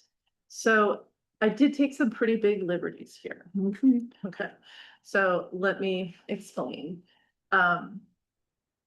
Okay, in the shoreland zone and DEP ordinances, they have a table that explains minimum lot standards. I think it's a terrible table. It's confusing. So I made a new one. And I folded into the new table additional lot information that only our ordinances have, so that all of the minimum lot standards are in one table. It doesn't have to look this cluttered. I put in all the references where I got this stuff because I made the table and then I forgot where I got it. I was like, and I went back and figured it out and put it in because I want to be able to justify and remember where it all came from because it's scattered all over the place. So my thought was, if the DEP is allowed to express this information in the form of a table, why can't we? Why do we have to have all this awful narrative language that's really hard to understand? Why can't we just present a table? So I took the stuff from the building code, the non-shoreland stuff, and the stuff from the shoreland zone. They break it into title and non-title. I don't know why exactly, but they do. And just put in for each scenario, minimum lot area, the minimum shore frontage, the minimum road frontage, the minimum lot width. To make one table to rule them all. And then where a lot of the language that's in the shoreline zone and DEP refers to these items. So I just made them footnotes on the table instead of separate things. So if you're looking at, oh, I want to do a principal structure, and there's a footnote here that talks about, oh, if you're going to do more than one, then you have to do blah, blah, blah. So the footnotes sort of reference you down to that. That's what I did. And now I'm going to show you everything that I struck through. These are some additional footnotes from the building code that seemed useful. This is their table. from shoreland and DEP. It only covers the shoreland stuff. And then these are all the sections that were either integrated into that table or made into a footnote. So I'll be interested to see what Colin has to say about this. Gave him a lot to work on. I sure did. This whole section here, numbers 4 through 6, are those contiguous lot sections that were way up at the top. He So it's has just this plopped already? in here randomly down here. I don't know why. Yes, he does. So there are some parts that were just redundant with other parts of the ordinance. This is the minimum lot width. So again, it's all integrated into that table. We don't have to have these written out sentences all about it. This is our frontage section. In our current ordinances, minimum lot width and frontage are both in the buildings section. Principal and accessory structures is the title, which makes no sense because it's about lots. So I was like, this belongs with the lot information. Then you get into the principal and accessory structures, building standards. These come from the building code, but it seems like they should apply to all buildings anywhere. You should have 2 exits. You should have a safe chimney. This is in all the ordinances. And it's saying that buildings shouldn't be more than 35 feet high. At least in certain districts. There's a flood zone elevation rule that says your lowest opening has to be a certain height in the flood zone. So those are the things that apply to buildings.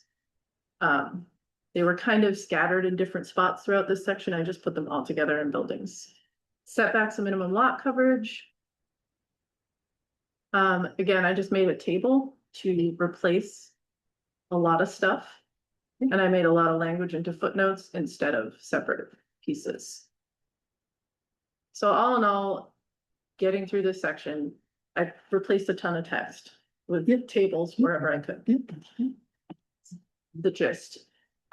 This whole section on development of slopes is not DEP. DEP does not have this section. Building code does, but not the 35% slope limit. So really, I need to fix this highlighting. It should be green because it's in our ordinances and not in the DEP. I'll go back and do that. So I kind of wonder why we don't have the 35% in the building code, and shouldn't it just be consistent? Like probably what happened is shoreline zone got updated and building code didn't, but that's one of those weird little inconsistencies. Retaining walls, this is pretty identical between our shoreline and the DEP. Long section on retaining walls, little section on structures to provide shoreline access. And then we have a huge section on wind power, which is a little weird. I don't know why we go into such great detail. And not solar. It's not, yeah, it's like, it seems like maybe randomly this was a deep concern of the town. And Yeah. this, It was a major concern, I think, in the 80s and the 90s. yeah. Coming out of the energy crisis of the 70s. So we had windmills going up on private property. So my highlighting's messed up here. I'm not gonna bore you guys with the iterations of the highlighting. I will fix it. It should be yellow because it's only in building code. I had to revisit this a couple times. Put it that way. I always thought it was funny that you could put solar panels ground mounted within the shoreline zone. Yeah, but no. It just seems like weird if we're gonna pay so much attention to that. There's other things we should pay attention to, Right. or not at all. Piers, docks, wharves, bridges, this is in DEP and shoreline. We're missing a few of their sections, which were pretty long, so we might want to take a look at that and find out why. And our number 9 is not in there, and this is kind of interesting. This is a whole little mini section about being able to build closer to other people's property with their permission. So, found that interesting. So it says that if you get the permission, then the code enforcement officer would affirm it, something that otherwise breaks the setback. Notwithstanding the 20-foot setback requirement described above, basically, a pier ramp float may be erected closer to the sideline, provided there is no pier ramp float. Yep. Yeah. And the abutting lot agrees in writing. Yeah, because otherwise it has to get denied and then go through the board of appeals. Yeah. So that's our thing, purely our thing. So interesting. Campgrounds, we've been kind of concerned about Mhm. camping and campgrounds. Yeah, yeah. By combining them, we kind of cover some of those concerns, so. Okay. A little bit more about campgrounds, from the DEP. And then from our shoreland zone, I think they kind of all make sense in here, especially the individual private campsites, they talk about. Sewerage. Which I know we were worried about, sorry. Go up.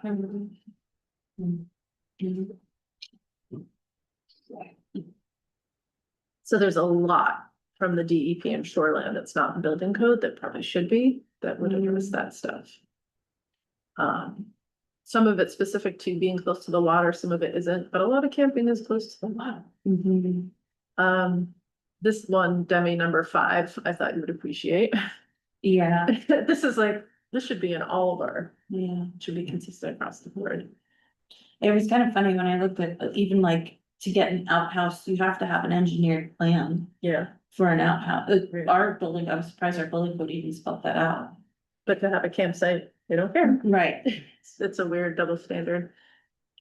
This is the prohibited uses, which has some interesting language. So the building code ordinance does not have this blue section. So it sounds like our shoreland zoning ordinance is restricting it. These prohibitions to all districts except CFMA. That's really important. Okay. The building code doesn't do that. It just says these are prohibited. So, anyways, and then the DEP goes on to say some more things about great ponds, rivers and streams. Otherwise, they're pretty similar. I have a comment on number 2 because I feel like this is a little bit overly strict. Like, we're not allowed to have mechanics on the island. We do have mechanics on the island. Should we adjust these standards so they're not in violation? Everything else basically the same. And then there's a uses similar to clause, which is probably good to have, that's in our shoreline zone. So parking is pretty similar, a little extra shoreline zone language, roads and driveways. This is a whole section that's in shoreline and DEP that's not in building. And then once we get down to driveways, it gets very green because none of this is in the DEP stuff. This is all our invention from last year. So I wonder if there's a way we can, probably the DEP version has a lot of trying to capture, and maybe we could make them match a little better, but I didn't get into it exhaustively. Signs, again, this is interesting because it governs in the resource protection and limited development and limited residential commercial, not CFMA. So shoreland keeps excluding CFMA in ways the building code doesn't. Building code doesn't have this rule about no sign extending higher than 20 feet above the ground, which seems probably would want that anywhere, not just the shoreland. Stormwater runoff, pretty similar. I struck out a note here again. Septic and waste disposal. This is an instance where the building code actually had a lot of good language that I left. I thought we might want it. Striking out another note. Essential services, pretty similar, except we talk about underground propane tanks, and we do have a very old form for that, and we probably should be collecting that information, but we don't. So we're not collecting information on the ground. Yeah. Cause It's not that's, part of our building code packet. I don't think Gary asks for it. cause it's the sort of thing Yeah. that is a fire department wants to. Yeah, I talked to Stacy about it, and Yeah. you know, he was like, "Eh, we haven't really been tracking it, but it'd be nice." Let's see. So this was just kind of redundant. A lot of language from shoreland in here that's not in other stuff. So mineral extraction is another thing we're gonna have to really look at and figure out why they're so different. We took out a note. Agriculture. Again, a lot of differences. Lot of stuff that's not at all in the building code ordinance. Timber harvesting, this is a section we don't need. So I just struck it all out. We come back to timber harvesting. I think one of the things, I don't know if it's in the section, but the concern is, I know reading, and I think it's actually in the building code, that they're not supposed to do extensive farming and clear cutting, and they're supposed to be leaving this kind of a buffer along the road. So limiting the amount that gets cut down, which is, it's not been followed. The state is supposed to enforce that though, I- because we were basically like, we don't wanna do it. We have a disconnect because Yeah. the state doesn't enforce. Right, so maybe we do wanna do it, in which case. We wanna repeal the repeal, you know, but we should figure it out one way or the other, It's sort of a process in terms of when people are gonna be doing cutting. right? Is there a permit or where do they go for Right. permission? Does Gary tell the state maybe, or, you know, is there like a trigger point there? For now, it's struck through, we'll see what Colin says. Clearing of removal of vegetation for activities other than timber harvesting, so this is where you get into all the residential clearing. So it's kind of a hodgepodge of language here, as we'll see, but there's a lot of similarities. Mostly I went with the shoreland DEP language and struck out the building code because it was similar but less good. This is all about wetlands and it's all pretty similar all the way through. I took out the note.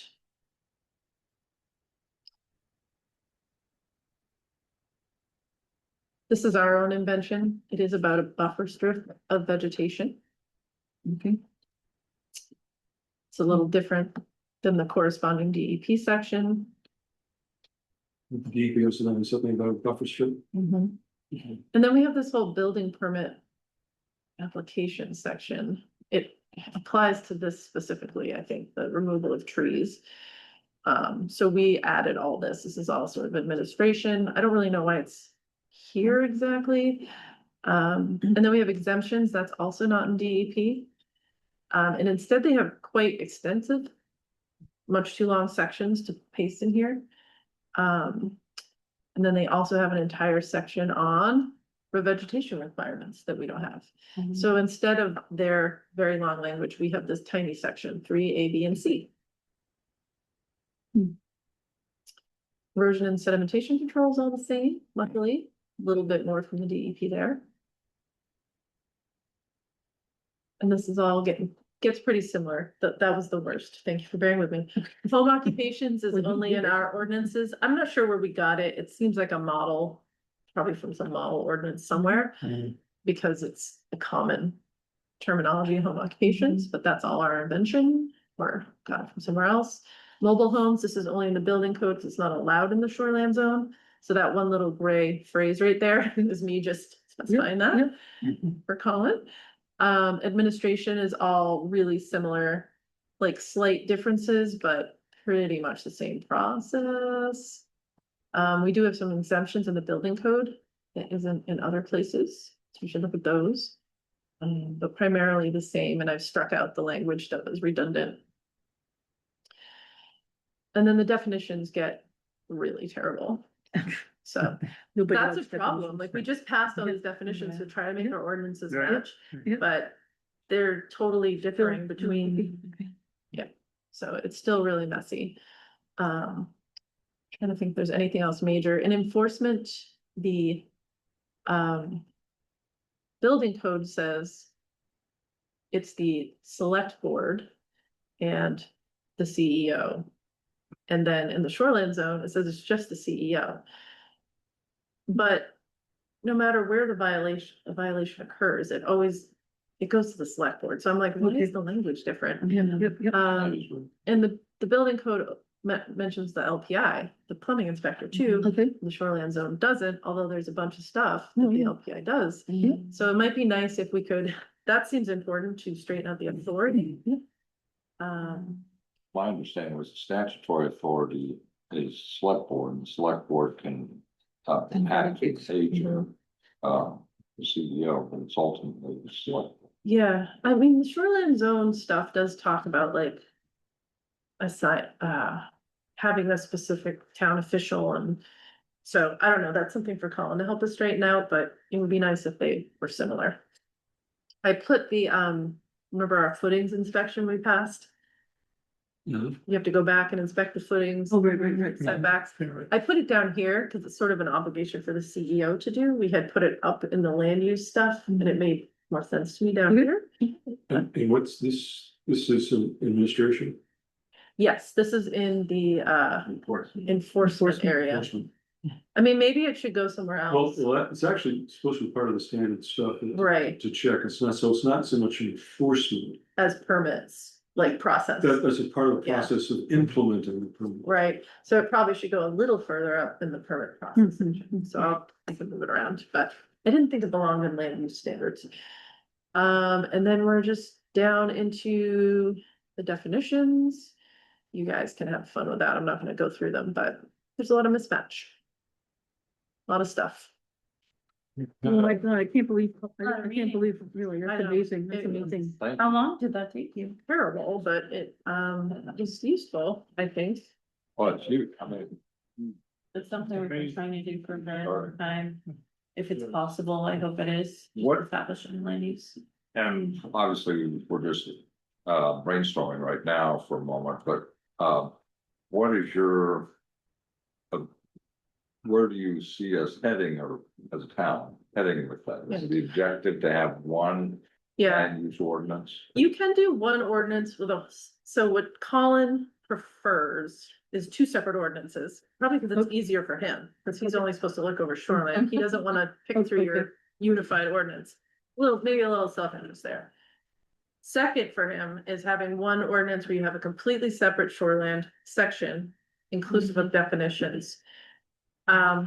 So what I've seen other towns do is kind of basically plop their entire shoreline zoning ordinance into the middle of their building code, which I don't love either. So I'm like, well, there's all these redundant sections and you still have to make sure you're amending them together and blah, blah, blah.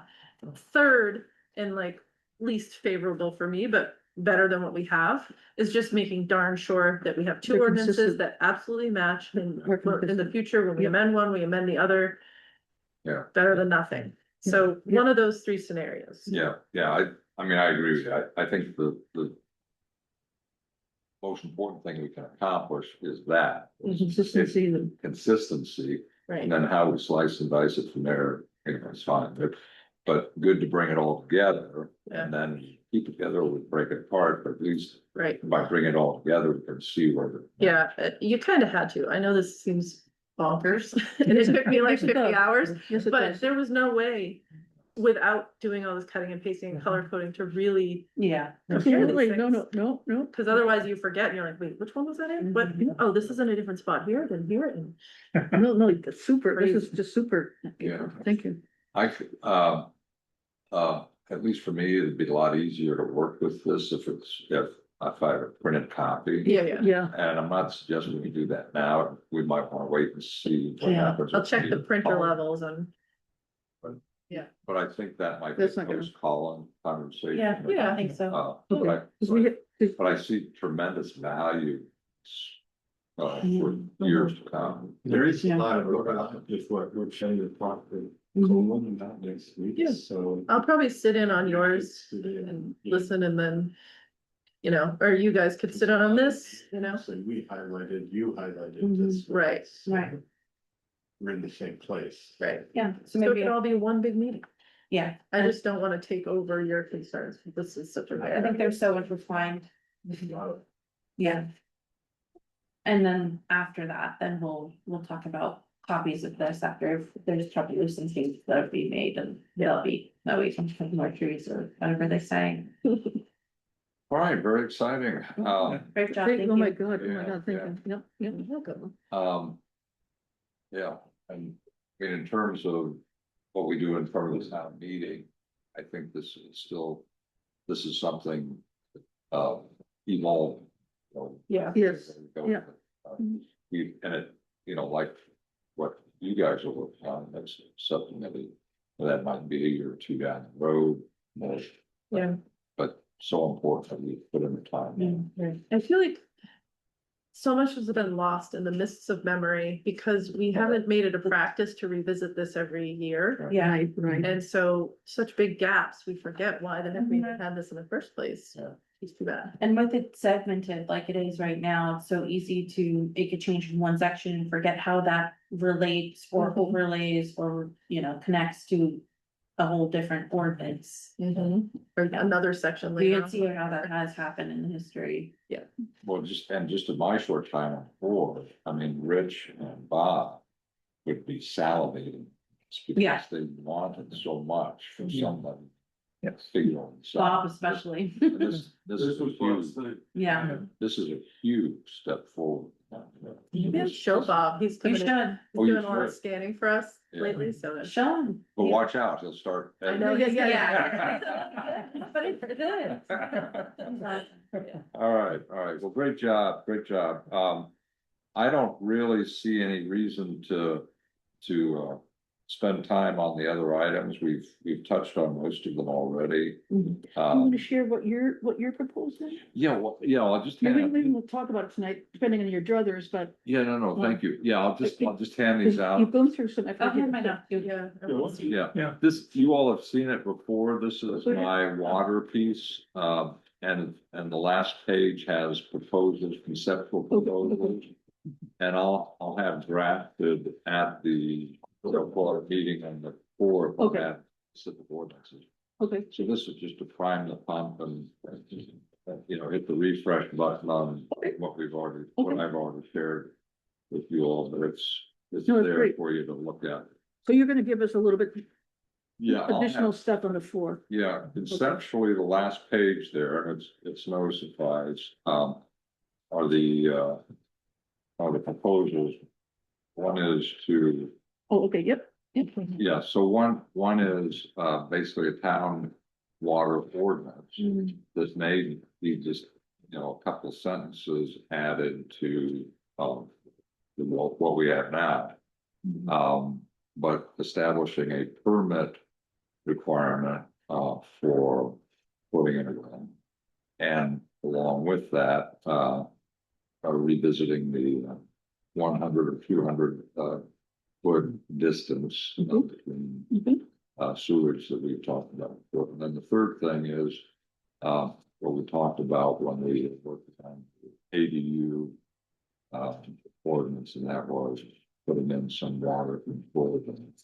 And and that runs the gamut. The water quality control that we have written into our subdivision and site plan ordinances is, a couple pages long, as opposed to a third. And because we're increasing density through the LD 2003 ordinance, should we be thinking about adding water protection since we're adding density that is closer to what we have in the subdivision ordinance? Than that we have in building code controls. So, those are the conceptual ideas, and I'll pick that around and see what you guys want to do. Okay, all right. Great job. Anything else folks want to talk about? Nick, you all have talked about your committee. It sounds like you guys have. Yeah, we have a table, but I think we need to talk to Bill. Yeah. So you guys are going full steam ahead, so. That's very like, even though I said these two are very lengthy documents. I know, we have so much reading to do. Oh my God. Yeah. Might want to bring some extra coffee, You yeah. may just have to. Tell my bring- daughter to go to sleep earlier, and I made him come to You it. just have to bring him down here for a weekend retreat. Yeah. And put him up in a swanky place and feed him a lot of good food. Yeah, thank you for setting it up, Demi. I never thought he would actually come here, so I've always just. He was very Okay, eager to, so so- just, I'll do it in my off season, so, Nice. Yeah. yeah. Sweet. And then the one I handed out, the one with this, Yes, the image, and I'm not proposing that we include the image, I just wanted to kind of No, this. show a. Yeah. And it really came from one, realizing that we are a sole source aquifer, so we rely on ground of water recharge. And then also the complaint with the big black building way earlier, or maybe it was, well, last year. Earlier last year about lot coverage and, you know, kind of having to explain that they were within the lot, they literally did the lot coverage to the T. And that's what that looks like, and if that is the public opinion, then that is going too far, then maybe lot coverage is something to look at. Because of the rural character in our comprehensive plan and also groundwater recharge. I took out what I put in back in June and October about ledge outcropping being calculated into lot coverage. Just think I think that might have been too aggressive. But that was really on the water recharge point, because water cannot, like, looking at ledge outcroppings almost as if it's a paved driveway. Yep. Because yep, water yep. cannot. Yeah. It's not that bad. Yeah, but that is really like the big deal, I would think, from a water standpoint, is the permeability Yeah. of being able to recharge. There's the visual side, in the case of the big building. But I thought your point was really, I think we'd want to consider, on a particular lot, the amount of ledge. And,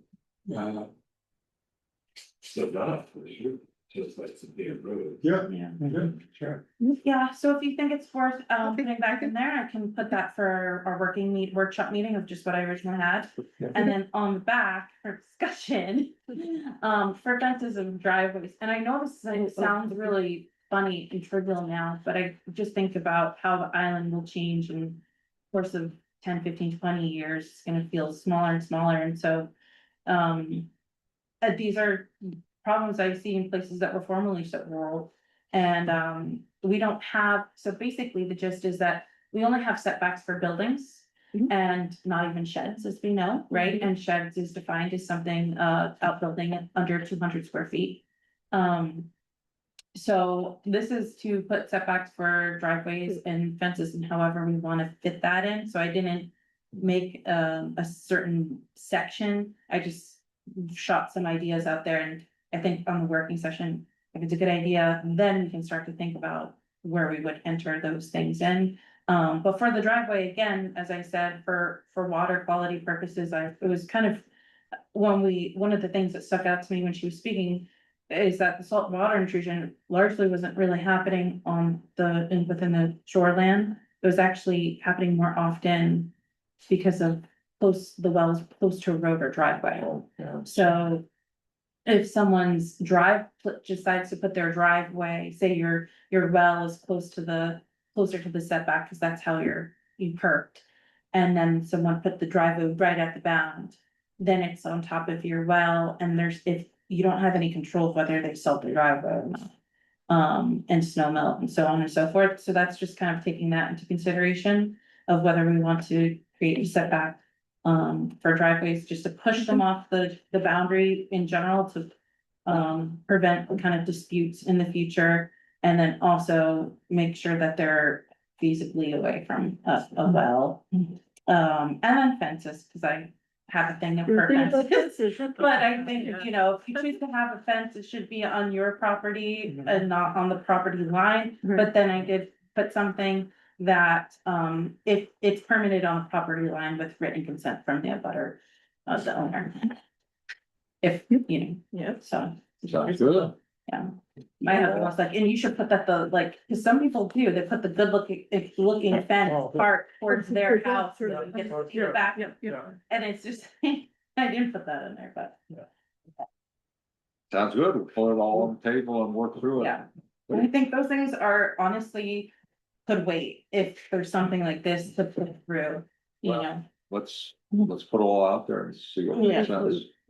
Very, very long, from what you circulated on the census, during, maybe the thing board or that. No, I'd like to talk about it at some point, but I haven't had time to catch up with the staff here and look at some other data, so that's just census data, so. I think I have the chance to chat about that at some point, but not. There's actually one really found, the